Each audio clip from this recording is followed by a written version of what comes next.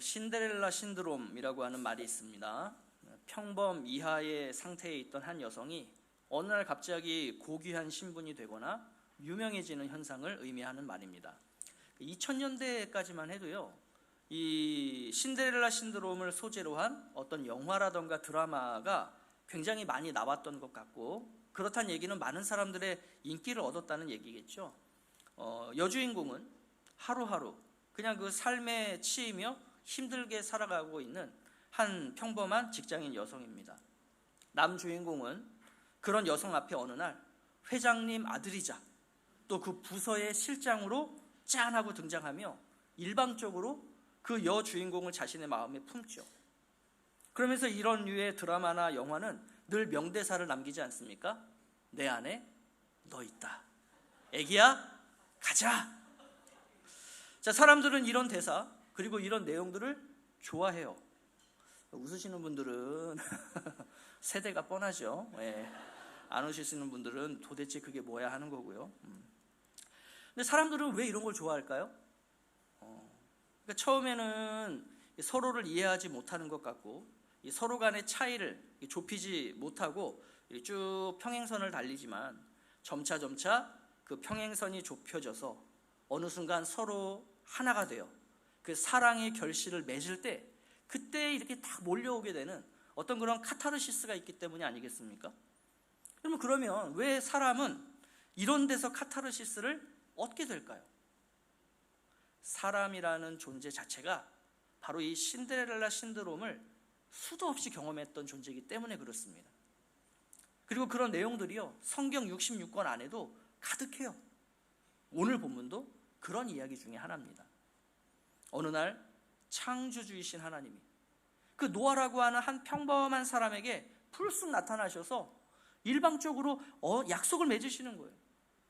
그러면서 그 약속의 내용을 보면, 아니 도대체 왜 이런 엄청난 것들을 노아에게 이렇게 행하시겠다라고 하는 건가 이해하기 어려울 정도로 말이죠. 그렇다라고 해서 그 노아에게 뭐 어떤 대단한 걸 요구하시는 것도 아니에요. 말 그대로 그냥 사람답게만 살아줘, 이거예요. 사람답게만 살아줘. 그러면 그 엄청난 것들을 하나님께서 전부 다 하시겠다라는 것입니다. 여러분, 그런데 이 신데렐라 신드롬 한번 이렇게 바라보죠. 내 안에 너 있다, 애기야 가자로 대표되는 그 높은 신분을 가진 남자 주인공의 행동이나 말들이, 그걸 바라보고 지켜보는 시청자들에게는 어떤 심쿵한 대사일지는 모르겠지만요, 그 극 중에서 그 말이나 행동을 받게 되는 그 여주인공 입장에서는 그 신분 높은 사람이 신분 낮은 자신에게 일방적으로 대하는 뭐로 느껴질까요? 무례함이라던가 무시함으로 느껴지겠죠. 그죠? 그래서 아니 뭐 지가 회장 아들이면 회장 아들이지 왜 나를 애기라 그래? 막 기분 나빠, 이런 거죠. 그죠? 또 아니 뭐 지 안에 내가 있긴 뭐가 있어, 야 내 안에는 네가 없거든? 그러니까 네 안에 있는 그 나 좀 빼내줄래? 이런 어떤 생각들, 어떤 이런 불쾌함, 언짢음, 이런 것들이 있는 거죠. 그러니까 나를 향한 호의라고 하더라도 내가 동의하지 않은 일방적인 호의에 대해서 사람들은 불편해하고 불쾌하게 여기죠. 특별히 요즘 시대가 더 그런 것 같아요. 여러분 한번 잘 생각해 보세요. 왜 이 세상에 있는 수많은 사람들이 그 예수 그리스도의 사랑, 그 하나님의 특별한 사랑과 자비와 은혜하심을 왜 그걸 받지 못하죠?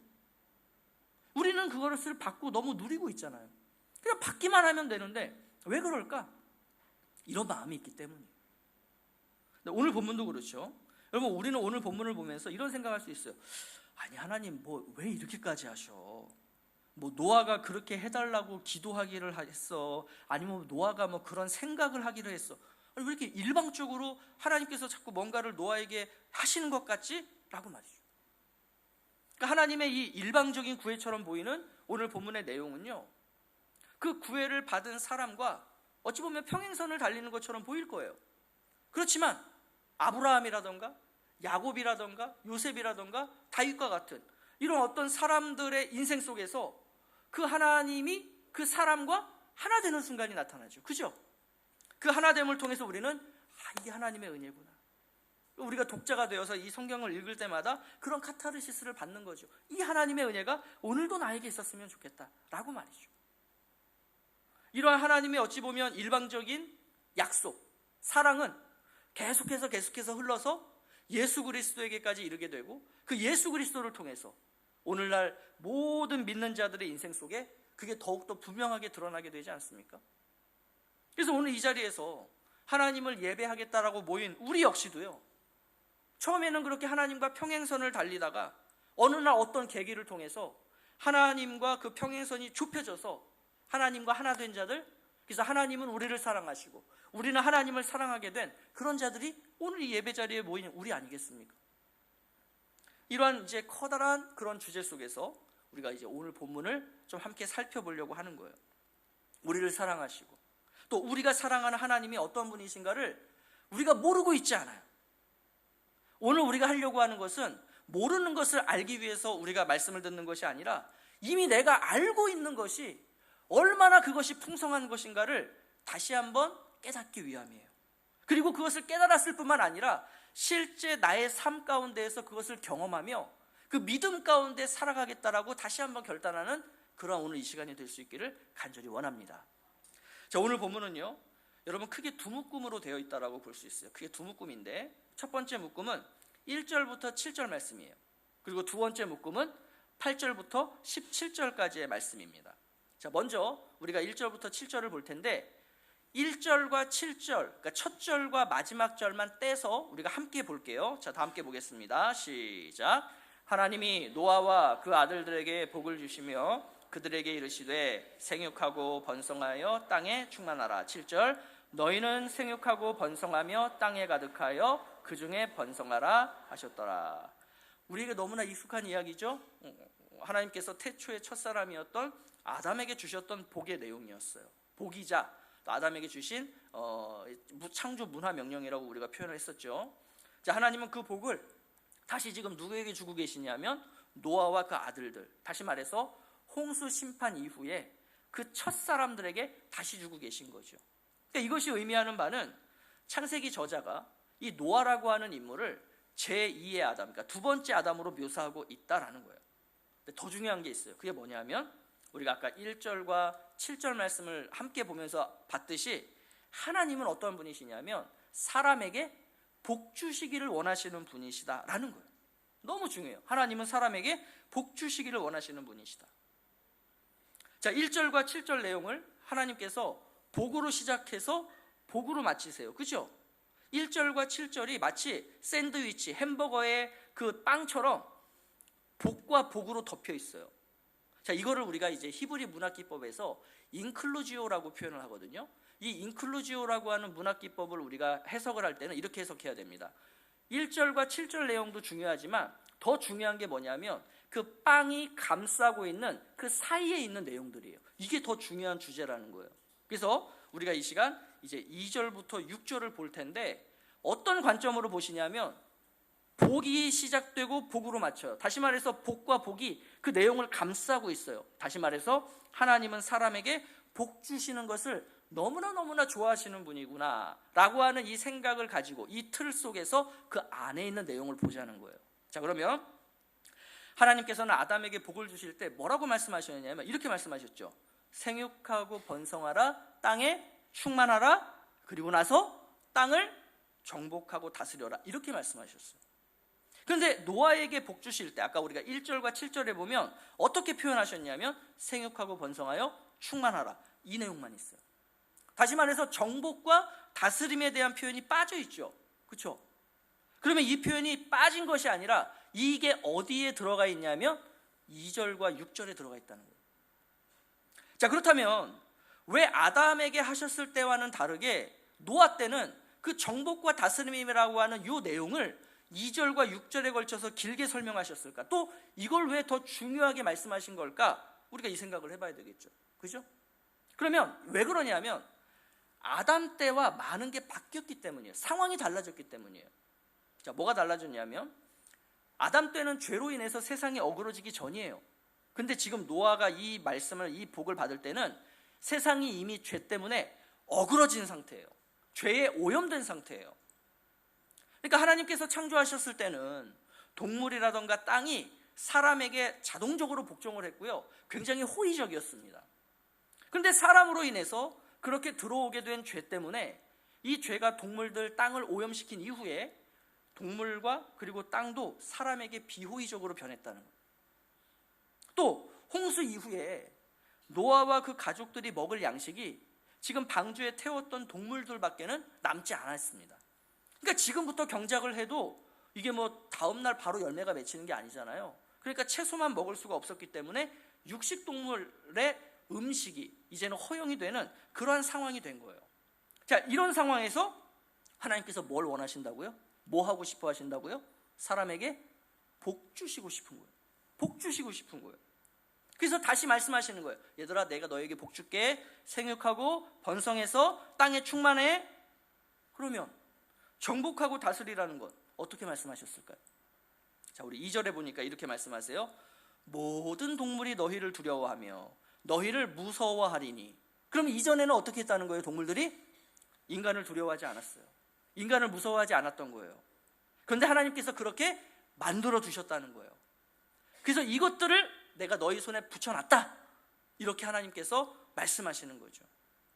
다시 말해서 하나님께서 인간에게 복 주시기 위해서 사람이 동물을 정복하고 다스릴 수 있게 만들어 놓으셨던 거예요.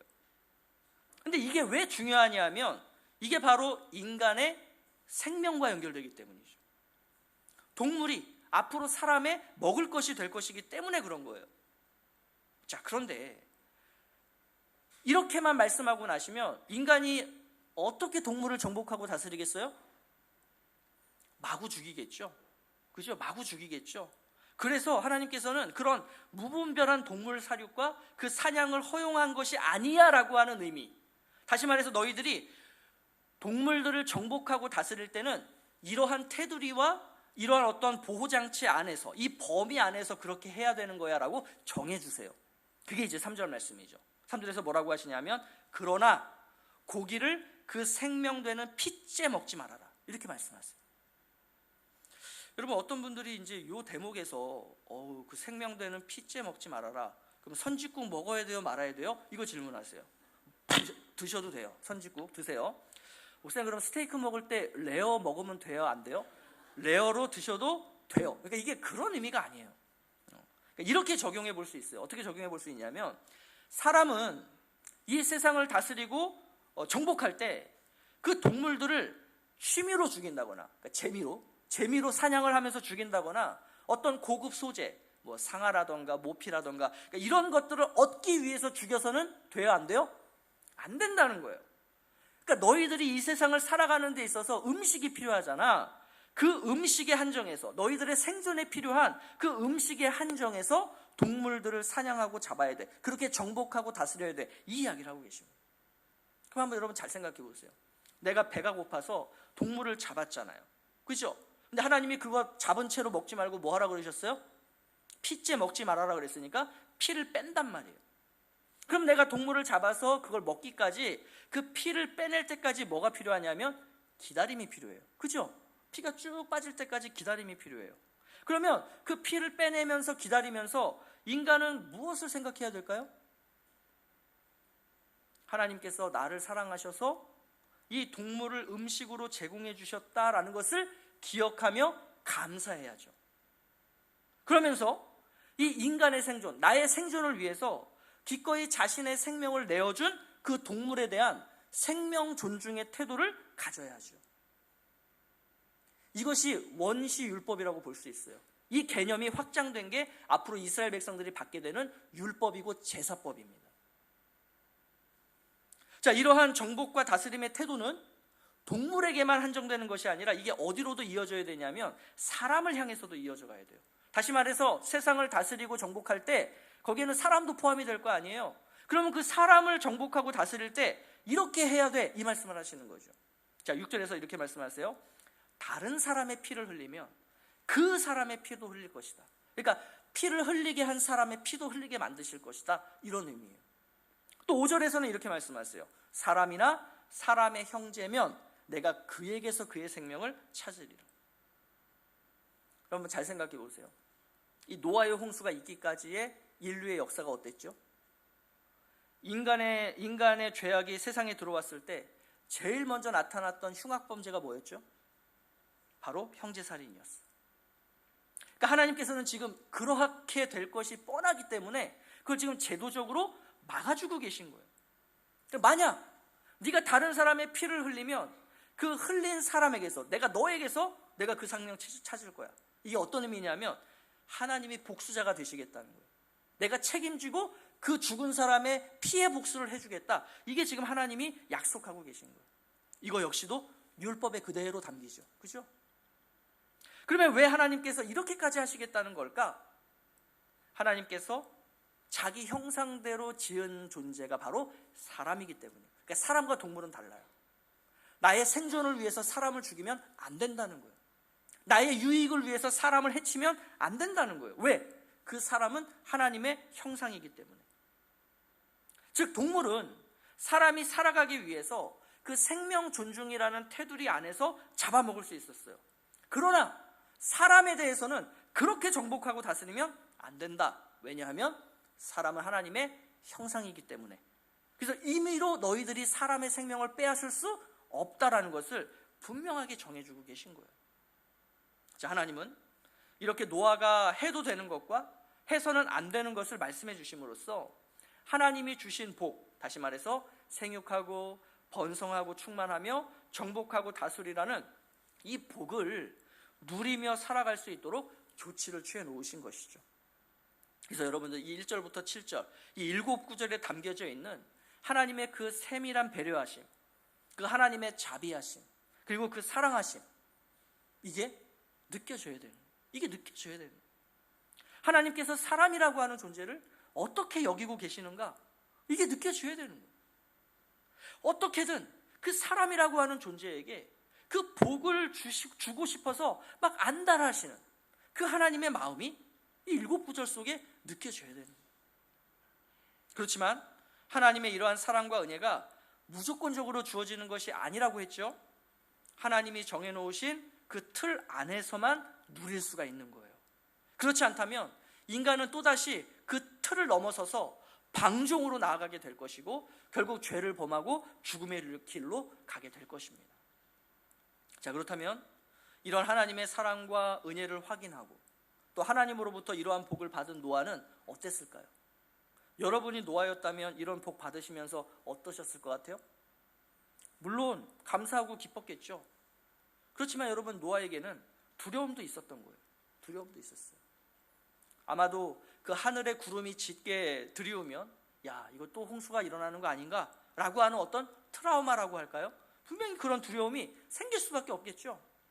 그래서 하나님께서 하시는 게 뭐냐? 노아와 언약을 맺으시는 거예요. 언약을 맺으시는 거예요. 자, 그 언약의 내용이 이제 8절부터 17절 말씀입니다. 사실 이 언약이라고 하는 것은요, 우리가 조금 신학적인 관점 또 신학적인 방법으로 이 부분을 살펴보면 이게 더 입체적으로 보이고 놀랍고 아름답게 느껴지거든요. 근데 이제 오늘 이 시간에는 우리가 그렇게까지는 할 수 없고 좀 중요한 부분만 한번 좀 살펴보도록 하겠습니다. 자, 하나님께서 이 언약을 맺으시는 대상이 누구냐면 노아만이 아니었어요. 노아만이 아니에요. 누가 대상이 되냐면 노아의 가족들, 노아의 후손들, 그리고 거기에 덧붙여서 땅의 모든 생물들이에요. 여러분, 뭔가 이상하지 않아요? 보통 약속이라고 하는 것은 쌍방 간에 어떤 약속의 조항을 만들고 그것을 지키자는 거죠. 그러면 서로가 그 약속을 지켰을 때 쌍방이 서로 간에 얻는 어떤 유익함이 있는 거예요. 다시 말해서 이해 당사자 간에 세워지는 것이 약속이고 언약이라는 거죠. 그런데 하나님께서 대상으로 삼으신 존재들을 보면요, 약속, 계약이라는 것이 통상적으로 품고 있는 이런 개념을 지금 넘어서 있어요. 아니, 모든 생물이 왜 언약의 대상으로 들어가 있습니까? 또 노아와 노아의 가족들이면 충분하지 왜 노아의 후손들까지 이 언약의 당사자로 집어넣으세요? 지금 뭔가 언약이 이상해요. 심지어 가장 핵심 대상이라고 할 수 있는 이 노아도요, 하나님, 저 이런 두려움이 있어요. 저렇게 막 먹구름이 또 끼면 또 그 홍수 날까봐 괜히 막 무섭고 벌벌 떨리고 막 밥맛도 떨어지고 막 저 그래요. 그러니 하나님, 좀 저와 앞으로는 그런 일이 벌어지지 않겠다라고 약속 좀 해주시면 안 돼요?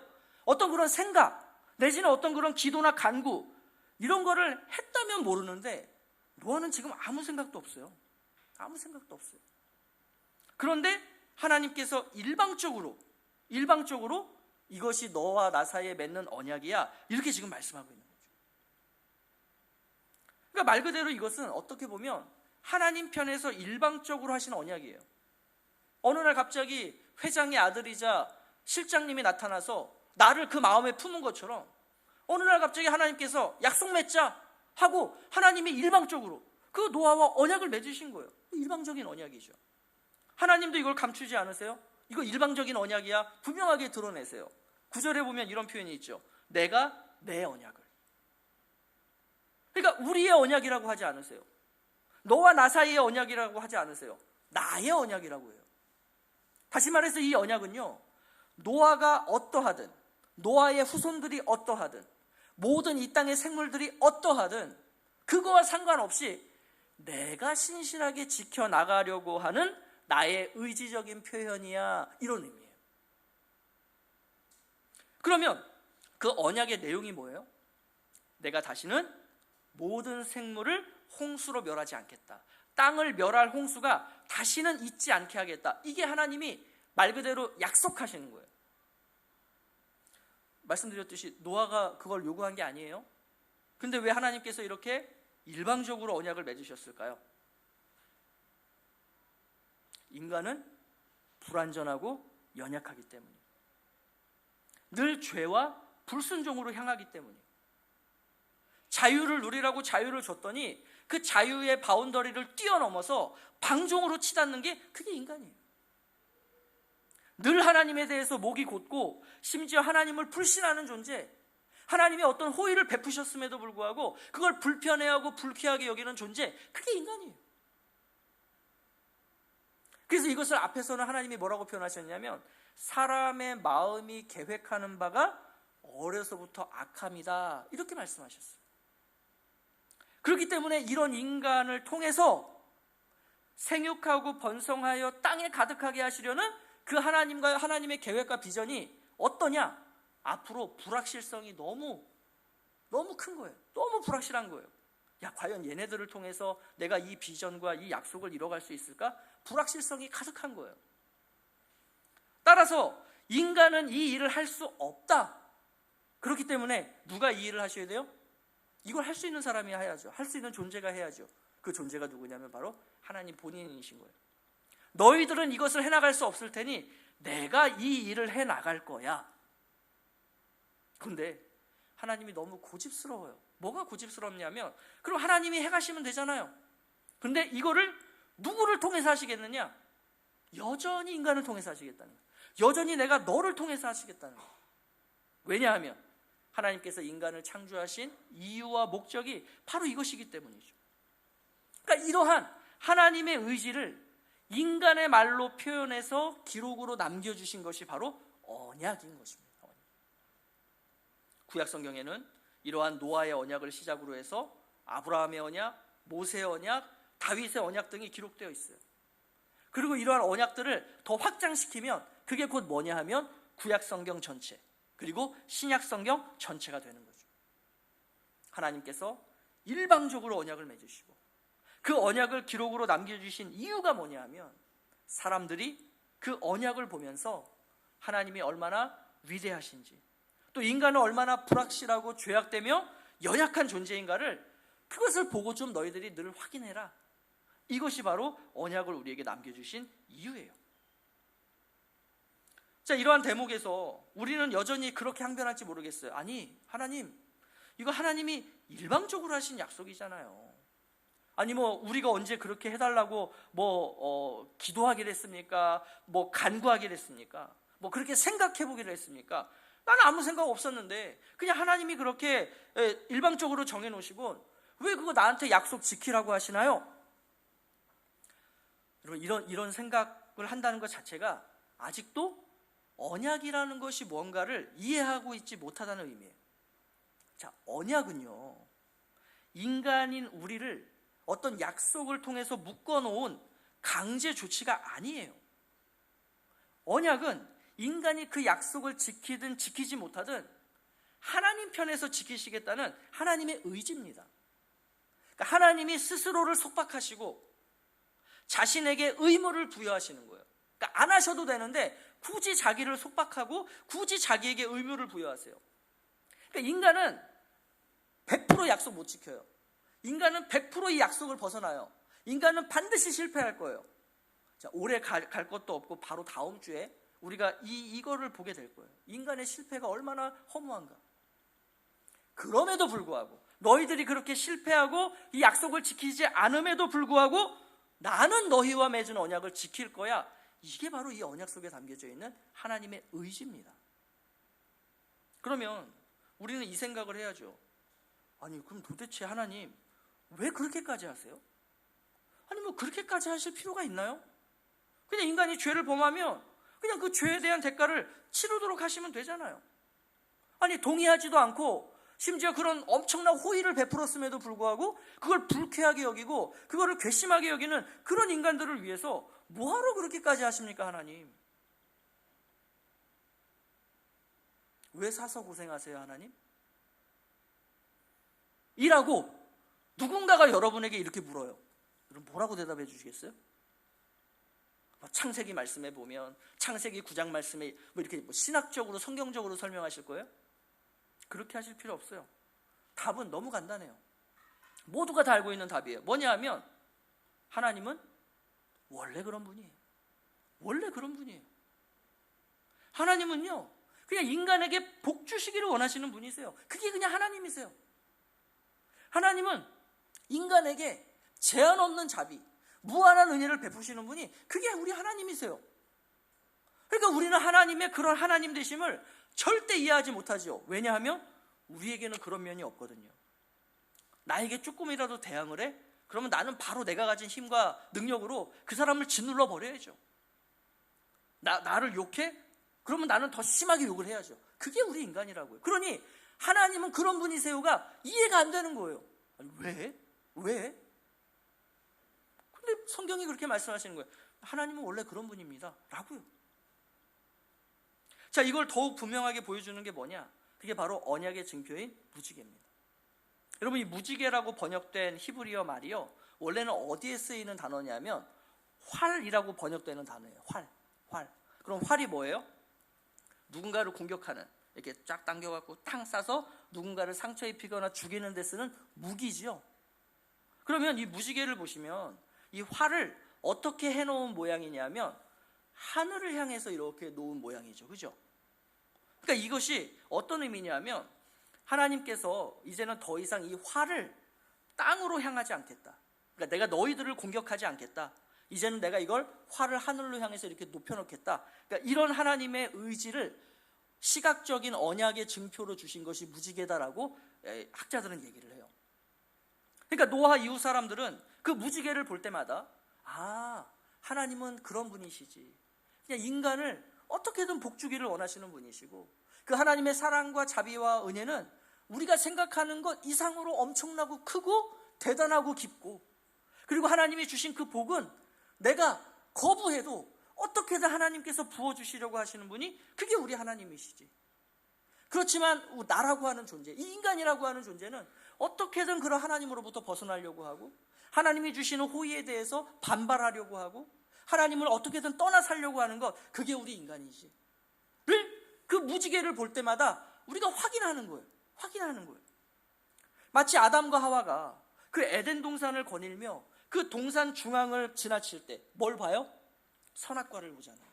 그 선악과를 보면서 그래, 하나님은 이러한 분이시지, 또 우리 인간이라는 존재는 이런 존재지 라고 그것을 볼 때마다 생각했던 것처럼 노아 이후의 사람들은 그 무지개를 보면서 그걸 생각하는 거예요.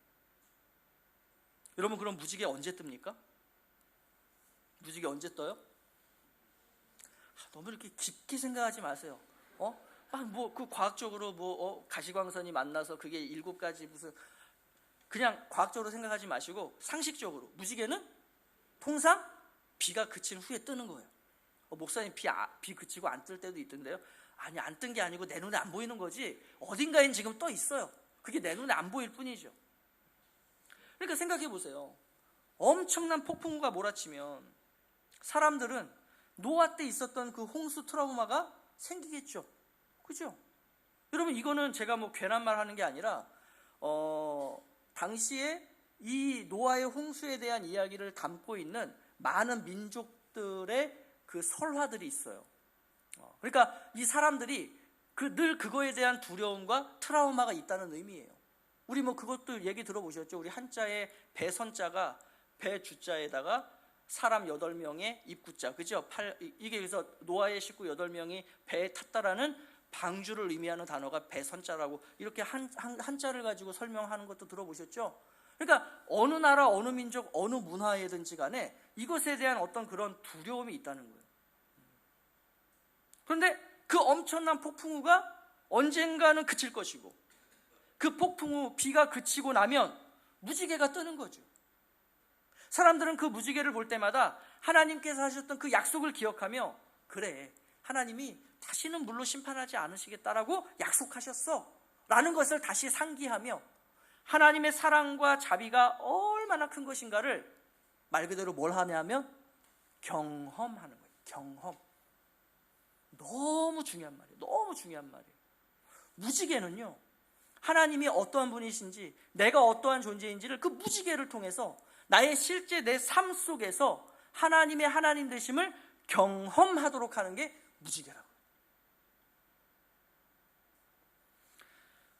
여러분, 우리 하나님의 말씀, 우리가 하나님을 경험한다는 것은 어떤 신학적인 걸 얘기하는 게 아니에요. 다른 사람들은 알지 못하는 어떤 신비로운 세계 속으로 들어가서 뭐 영적인 어떤 카타르시스를 느끼는 게 아니에요. 우리가 하나님을 경험하고 하나님을 체험하고 하나님을 느끼는 것은 지극히 현실적인 거예요. 이게 어떤 신학적인 그런 것이 아니라는 거죠. 여러분, 이 무지개가요, 1차적으로 사람이 보고 확인하는 게 아니었어요. 원래 처음에 하나님이 주실 땐 이 무지개는 어떤 증표냐면 하나님이 보고 확인하시겠다라고 하는 하나님 편에서의 증표예요. 자, 16절에서 그래서 이렇게 말씀하시죠. 무지개가 구름 사이에 있으니 내가 보고, 그러니까 너희들이 보고가 아니에요. 내가 보고 영원한 언약을 기억하리라 라고, 이렇게 하나님께서 내가 너희들을 위해서 그렇게 할 거야.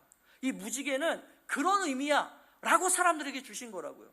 그러니 사람들은 무지개를 볼 때마다 야, 하나님이 그렇게 하시겠대, 하나님이 저걸 보고 우리를 다시는 물로 심판하지 않으시겠대, 그게 우리 하나님이야를 내 실제 삶 속에서 경험하는 거예요.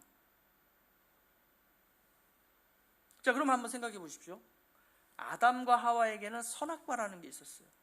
그래서 이들은 늘 선악과를 통해서 자신들의 삶 속에서 살아계신 하나님을 경험할 수 있었어요. 자, 노아 시대 때, 노아 이후의 사람들에게는 무지개가 있었어요. 그 무지개를 보면서 실제 삶 속에서 하나님의 사랑과 은혜와 자비의 풍성함을 경험할 수 있었어요. 그렇다면 오늘 우리에게도 하나님의 그 사랑과 자비와 은혜가 얼마나 큰지를 날마다 실제 삶 속에서 체험할 수 있도록, 확인하며 경험할 수 있도록 우리에게 주신 하나님의 약속의 징표가 있어요. 여러분, 그게 뭘까요? 그게 바로 십자가예요. 십자가. 여기서 십자가라는 것이 어떤 뭐 십자가 문양, 십자가 장식을 의미하는 게 아니에요. 그 십자가의 의미이며 십자가의 내용을 말하는 거죠. 그러면 십자가의 의미이며 내용인 것이 뭡니까? 십자가는 곧 예수 그리스도시고, 예수 그리스도는 곧 말씀이시잖아요. 다시 말해서 우리가 날마다 그 하나님의 사랑과 자비와 복이 그냥 있다가 아니라 얼마나 이게 크냐, 또 이게 얼마나 풍성하고 깊고 높으냐라는 것을 실제 삶 속에서 확인하고 경험할 수 있는 최고의 방법이 뭐냐면 그 언약의 징표인 말씀, 성경을, 예수 그리스도를 날마다 우리가 바라보는 거예요. 날마다 그것을 확인하는 거예요. 그 성경을 통해서 예수 그리스도의 십자가를 우리가 묵상하는 거죠. 그럴 때 우리는 하나님이 어떠한 분이신지를 알게 되고 나라고 하는 존재가 어떠한 존재인지를 알게 되는 것입니다. 여러분, 그래서 한번 잘 생각해 보세요. 우리 매일 성경 큐티집 어떻게 묵상하게 돼 있죠? 크게 두 가지의 묵상법이죠. 하나는 하나님은 어떠한 분이신가. 그러니까 우리는 성경 말씀을 통해서 하나님이 어떠한 분이신지를 알고 그 하나님의 풍성함을 우리는 실제 삶에서 누리며 살아갈 수 있게 된 그런 존재라는 거예요. 또 나에게 주시는 교훈은 무엇인가? 다시 말해서 나라고 하는 인간이라고 하는 존재가 얼마나 죄악된가를 우리는 발견하면서 뭐 하게 되는 거예요? 하나님, 저 이제 이렇게 살지 않을게요. 저 이제는 하나님의 뜻에 따라 순종하며 살게요. 그러면서 어떻게 순종할 건가를 내가 적용하잖아요. 그게 우리가 하고 있는 큐티죠. 그래서 저는요, 이런 분들 보면은 막 안타깝기도 하고 막 화가 나기도 하고 저 어떻게 해야 되나 막 이런 생각이 드는 게 뭐냐면 저는 하나님 말씀 다 압니다. 이런 얘기 하시는 분들이에요. 큐티 하시나요? 아니요. 왜 안 하시나요? 저 그 말씀 다 알아요. 이번에 성경 공부 좀 같이 하시면 어떨까요? 괜찮습니다. 왜요? 저 그거 다 알아요. 저 전에 다 했거든요. 그럼 도대체 그 안다는 게 어떤 의미죠? 그러니까 이렇게 묻고 싶은 거예요. 그러세요? 그러면 당신은 당신의 실제 삶 속에서 하나님의 사랑과 자비와 복이 얼마나 크고 얼마나 풍성하고 얼마나 깊고 높은지를 경험하고 계세요? 아니라는 거예요. 또 그건 아니라는 거예요. 아니, 하나님 말씀 안다면서요. 알아요. 근데 왜 경험 못해요? 그거는 아니라는 거예요. 그러면 잘못 알고 있는 거죠. 헛되게 알고 있는 거죠. 하나님의 말씀을 우리에게 뭔가 이렇게 얽매이고, 그래서 너 성경 읽지 않으면 안 돼? 성경 모르면 안 돼? 그러라고 주신 게 아니에요. 왜 우리에게 말씀을 주셨느냐? 그 말씀을 통해서 살아계신 하나님이 어떻게 살아계시느냐? 하나님이 복이 많으시고 은혜가, 자비가, 사랑이 풍부하신 분이라는데 도대체 얼마나 풍성하고 얼마나 풍부한 거냐를 나의 실제 삶 속에서 경험하라고 이 말씀 이거 주신 거라고요, 이거. 근데 이거를 확인하지도 않고 어떻게 하나님의 은혜를 내가 경험합니까? 이걸 내가 확인하지도 않고 묵상하지도 않고 어떻게 하나님의 사랑이 크다, 얼마나 크냐, 정말 너무 커요 라고 우리가 어떻게 이야기할 수 있겠냐는 거예요. 하나님의 언약은 어떤 지식적이고 법률적인 것이 아닙니다. 지극히 현실적인 거고 지극히 실생활적인 거예요. 여러분, 무지개가 무슨 대학원 가야 볼 수 있는 거 아니잖아요. 어디 특별한 어떤 장소에 가야 볼 수 있는 게 아니잖아요. 모든 사람들이 어느 곳에 있든지 간에 늘 일상적으로 볼 수 있는 게 무지개라고요. 일상생활 속에서 반복적으로 확인할 수 있는 것이 무지개라면 하나님의 말씀인 이 성경도요, 우리가 일상 속에서 반복적으로 보고 하나님을 경험할 수 있게 해주는 것, 그게 바로 이 말씀이라는 거죠. 그렇다면 우리는 정말로 그 하나님의 사랑과 자비와 복을 매일의 일상 속에서 경험하고 있느냐는 거예요. 아는 거 말고요. 다 알고 있잖아요. 모르는 사람 어디 있어요? 다 알고 있어요. 중요한 건 아는 게 중요한 게 아니라 경험하느냐가 중요하다는 거예요. 나의 일상 속에서 그 하나님의 사랑과 자비와 복이 얼마나 큰가를 내가 경험하고 있다면요, 그 사람의 삶은 어떨까요? 그 사람의 인생은 어떤 방향으로 나아갈까요? 그 사람은 오늘을 어떻게 살아갈까요? 아무쪼록 우리에게 증표로 주신 이 언약의 말씀을 통해서 여러분의 그 매일의 삶 속에서 그 하나님의 사랑과 자비와 복이 얼마나 큰지, 그것을 날마다 경험하며 살아가시는 그런 하나님 나라의 복된 사람들 되시기를, 진정한 성도들 되시기를 예수 그리스도의 이름으로 축복합니다.